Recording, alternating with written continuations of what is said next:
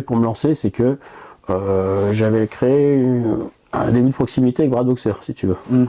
Brad Boxer, il faut savoir qu'au départ, je ne soupçonnais pas qu'il puisse participer parce qu'il n'était pas sur les réseaux. Impossible de le trouver.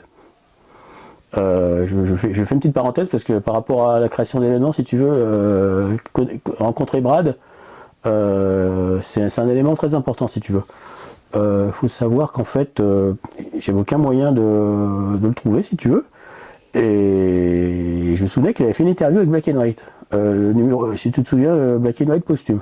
Je sais qu'il y a un numéro qui était sorti en 2009, mais c'est vrai que moi j'ai pas connu vraiment la période glorieuse de Black and White. On était dans le numéro posthume, si tu veux. Mais par contre, j'avais fait une vidéo, tu sais, sur Michael et Sonic. Ouais. Et effectivement, je m'étais replongé dans l'interview que Brad Boxer avait fait pour Black and White, où notamment il avait enfin levé le voile sur la légende de Michael et Sonic 3 en officialisant sa collaboration. C'est ça. En fait, c'était le seul moyen de dire tiens, Brad interagit avec quelqu'un. J'avais que ça comme trace. Alors du coup, j'ai contacté les gars de Black and White et gentiment, ils m'ont filé son mail.